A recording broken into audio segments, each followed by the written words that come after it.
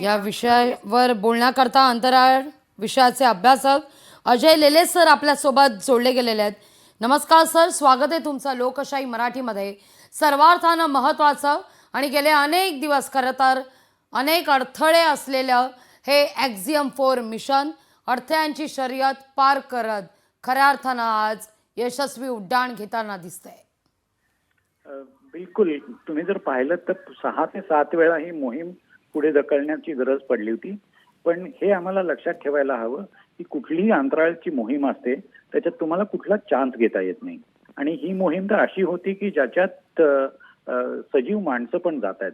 तर त्याच्यामुळे नासा किंवा इस्रो हे कुठलाही चान्स घेऊ इच्छित नव्हते. प्रत्येक गोष्ट त्यांनी तडपाणी करून पाहिली होती. आणि पहिल्यांदा काय झालं की वेदर खराब होतं, त्याच्यामुळे लॉन्च होऊ शकला नाही. दुसऱ्या वेळेला त्यांच्या इंजिनात दोष आला, लिक्विड ऑक्सिजनची गळती सुरू झाली म्हणून लॉन्च होऊ शकला नाही. आणि नंतर असं झालं की इंटरनॅशनल स्पेस स्टेशन वरतीच प्रॉब्लेम आले. कारण तुम्हाला फक्त खालून वरती जायचं नाहीये. वरती जे इंटरनॅशनल स्पेस स्टेशन आहे ते तुम्हाला तिथे होस्ट करण्यासाठी सुखरूप असायला हवं. तर इंटरनॅशनल स्पेस स्टेशन मध्ये बरीच युनिट्स आहेत. एक रशियन युनिटमध्ये प्रॉब्लेम आला होता. तो प्रॉब्लेम जेव्हा सॉर्ट आउट झाला त्याच्यानंतर आता आज हा लॉन्च झालेला आहे. कारण सध्या इंटरनॅशनल स्पेस स्टेशन मध्ये 7 माणसं ऑलरेडी राहत आहेत आणि अजून ही 4 माणसं जातील. तर तुम्हाला सगळ्याच गोष्टीची माहिती असायला हवी होती की ही 4 माणसं सेफली तिथे राहू शकतील की नाही, त्यांना लागणारी जी सगळी सामुग्री आहे ती पुरेशी आहे की नाही. तर त्याच्यामुळे जो एक छोटा प्रॉब्लेम आला होता रशियन पार्टमध्ये तो आता दुरुस्त झालेला आहे. त्याच्यामुळे आज ही मोहीम यशस्वी सुरू झालेली आहे. पण त्यांना पोचायला 28 तासाच्या आसपासचा वेळ लागेल. तर मोठी मोहीम आहे ही आणि लेट्स होप एव्हरीथिंग गोज वेल.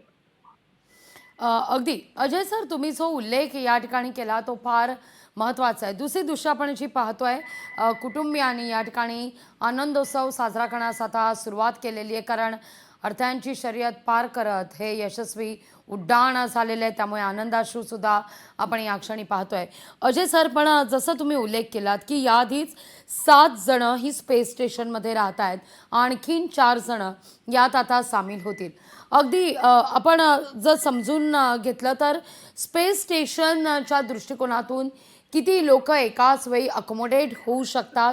आता ही 4 जणांची टीम पुढे गेल्यानंतर साधारणतः कधीपासून जे मिशन आहे त्याला खऱ्या अर्थानं सुरुवात होईल, कसा अभ्यासाचा हा टप्पा असणार आहे? हे मिशन का बरंच कॉम्प्लिकेटेड मिशन असतं. जसं मी सांगितलं की 28 तास लागतील त्यांना तिथे पोहोचायला. याचं कारण एक आहे की स्पेस स्टेशन जे आहे ते पृथ्वीच्या भोवती 8 किलोमीटर पर सेकंड या स्पीडनी फिरत असतं. तर त्याच्यामुळे जेव्हा तुम्ही अंतराळात स्पेस स्टेशनच्या जवळ जाल तेव्हा तुम्हाला सगळे कोऑर्डिनेट्स, तुमचा स्पीड सगळं मनोवर करावं लागेल आणि मगच तुम्हाला डॉकिंग जे म्हणतात ते करता येईल. एकदा डॉकिंग सुरू झालं इंटरनॅशनल स्पेस स्टेशनला आणि डॉकिंग सक्सेसफुल झालं की हे जे 4 अंतराळवीर आहेत ते आज जातील. इंटरनॅशनल स्पेस स्टेशन मध्ये 11-12 अंतराळवीर आरामात राहू शकतात. त्याच्यामुळे आधी ते 7 आहेत आणि अजून हे 4 आहेत, ते काही प्रॉब्लेम येणार नाहीये. आणि तेवढ्यासाठीच हा मिशन डिले केलेला होता की तसा कुठलाच प्रॉब्लेम येऊ नये, प्रत्येक माणूस व्यवस्थित तिथे राहू शकेल. ही लोक 14 ते 15 दिवस राहतील तिथे, बरेच सारे एक्सपेरिमेंट्स करणार आहेत आणि त्याच्यानंतर त्यांची परतीची मिशन सुरू होईल. अगदी अजय सर, आता सर तुम्ही पाहत असाल तर अंतराळात गेलेले हे चौघं सुद्धा विशेषतः पायलट ग्रुप कॅप्टन जे आहे शुभांशु शुक्ला, हे या ठिकाणी काहीतरी समोर असलेल्या स्क्रीनवर काहीतरी चेक करताना आपण पाहतोय. साधारणतः कोणते पॅरामीटर्स जे आहेत हे चेक केले जातात, काय नेमकं इनिशियल लेवलला सुरुवात केली जाते? तुम्ही जर पाहिलं तर ही जी मिशन असते ती तसं बघायला गेलं तर फुल्ली ऑटोनॉमस असते. पण कधीही एका ऑटोनॉमस सिस्टीम मध्ये की जी रोबोटिक सिस्टीम आहे, सगळ्या गोष्टी पहिल्यांदाच डिसाईड केलेल्या आहेत, प्रॉब्लेम येऊ शकतात. तर त्याच्यामुळे जो पायलट आहेत त्यांच्यावरती एक महत्वपूर्ण जबाबदारी असते की ज्या प्रकारे मिशन डिझाईन केलेली आहे, ज्या प्रकारे तुमच्या कॉम्प्युटरचं प्रोग्रामिंग केलेलं आहे त्या एक्झॅक्टली प्रकारे ती मिशन चालली आहे की नाही. आता जे चेक करत होते माझ्या मते ते अल्टिट्यूड चेक करत असतील. कारण अजून थोड्या वेळाने लगभग 55-56 मिनिटांनी त्यांचं जे यान आहे क्रू ड्रॅगन कॅप्सूल ते पूर्णतः त्या रॉकेटच्या बाहेर जाईल आणि मग त्याच्यानंतर ते इंटरनॅशनल स्पेस स्टेशनकडे जायला लागेल.